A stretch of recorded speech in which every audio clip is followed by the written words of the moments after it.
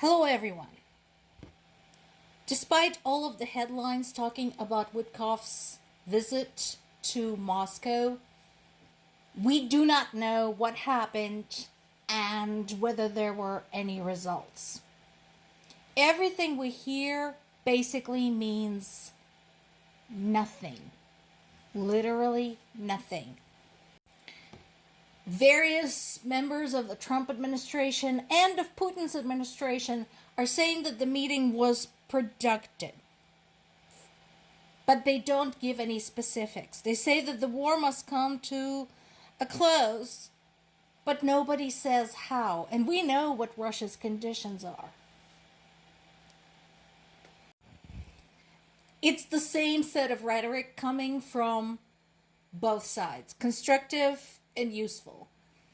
The only thing that Russian media is posting is that Witkoff ate a huge cheburek in Moscow. Cheburek is a kind of calzone. That's it. A friend of mine today, just for fun, sent me, hang on, I'm looking. 1, 2, 3, 4, 5, 6, 7, 8, 9 different headlines from different Russian websites and newspapers talking about Witkoff having had a calzone. How that has anything to do with the war in Ukraine and the deaths of innocent people is a mystery to me. They're talking about signals, they're talking about corresponding signals. The question people of Ukraine are asking was basically summarized to me by my dad when I talked to him on Sunday. It's like, so, is Witkoff coming to Moscow to sell Ukraine to Russia?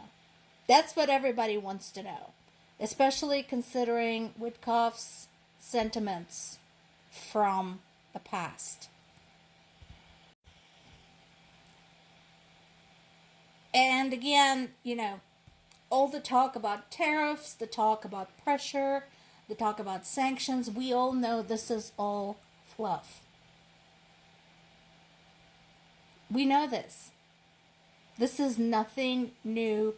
It's a waste of time. It's the same waste of time as Trump's last year promises to end the war in Ukraine in 24 hours, possibly before he even took office.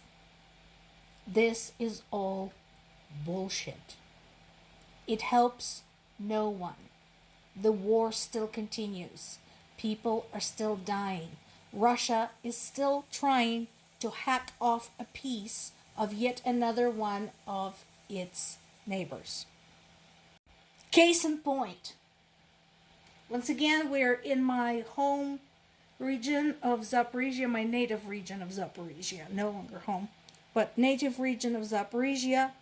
They hit a recreational center, killing 2 people and injuring 12, including 2 children. And Zelensky described this very aptly. There's zero military sense in this strike. It's just cruelty and intimidation. Yeah, that is absolutely true. By the way, anybody who spreads bullshit that Ukrainian military is using Ukrainian civilians as human shields will be immediately reported and blocked, so don't even bother. I will not have you say things like that about my people, especially considering that is a filthy lie. If you believe that, I don't know. I don't even know what's wrong with your brain, but something has got to be wrong. You're confusing people of Ukraine with Hamas. Not the same thing. And there's continued fighting in the front. And I think this is what has been so challenging, specifically for people of Ukraine. So it's like multiple wars nested in one, like the Matryoshka doll. So we have the front line, and we have all seen it's a long front line, it is very difficult to maintain cohesion between the troops along that front line. Ukrainian military continues to try solving that by employing the land-faring drones, in addition to the aerial drones and seagoing drones, both of which they already have. So that's war number one. War number two, around Ukraine, everywhere, cities, villages, towns, everywhere,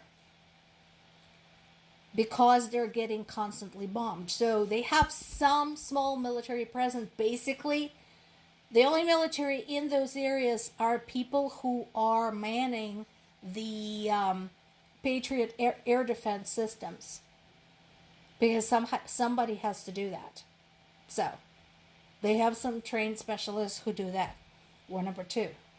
There is a huge economic impact, and Ukraine, remember, has not been released from its economic obligations, including humanitarian aid. Ukraine provides to Africa. Some of African countries support Russia, which boggles the mind. But Ukraine's still trying desperately to maintain its exports. And I talked about the exports in the past, not just the grain, not just the sunflower oil, which is crucial to the food manufacturing all around the world, but also the prefab metal products and inert gases. So that's yet another war. The war for maintaining economy. And internal conflicts within Ukraine, such as trying to track down and fight corruption. War number 4. You fucking try that. Under the bullets. I dare you. And here's another case in point. So after all those promises, after all of that rhetoric, ooh, I am the only one that Putin listens to. Numbers don't lie. Russian attacks on Ukraine had doubled since Trump has been inaugurated president, which of course flushes down the toilet Trump's statement that had he been in the office 3.5 years ago, the war would have never started. Because since he has taken office this time, the war has gotten worse.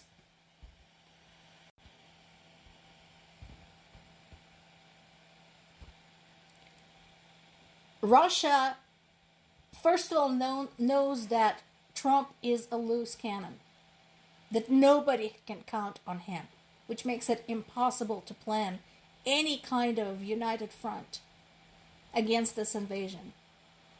Ukraine might be getting help from the US today, it might not get any tomorrow. Everybody knows this is documented. And Russia knows that Trump is very easily swayed by all manner of bullshit, particularly flattery, in his address.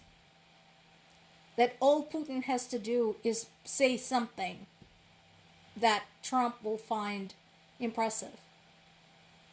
I don't know, maybe feed him another calzone, like he did with Witkoff. And Trump will once again become an ally to them. So, while this is deeply concerning and saddening to me, because again, I have family in Ukraine and I can't get them out.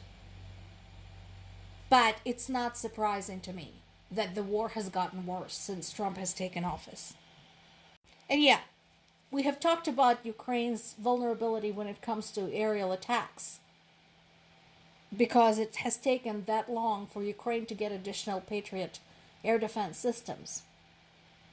It's not just what gets destroyed and people who get killed, but remember, again, going back to what we talked about in terms of maintaining the economy, how the fuck do you hide a metallurgical factory?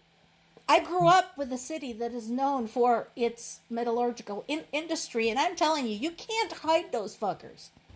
So they have to be protected all the time, every time, and so on and so forth. And there's no end in sight, and we're expected to negotiate. More to come.